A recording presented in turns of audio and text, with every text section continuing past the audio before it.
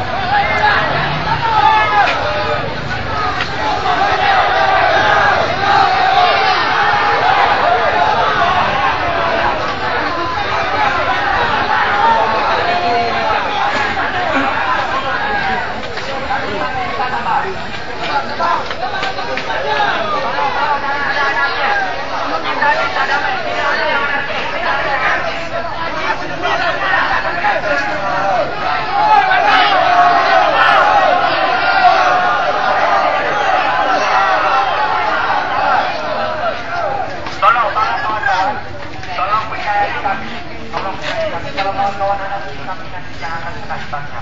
Jadi kita mencintai damai, tolong hargai kami.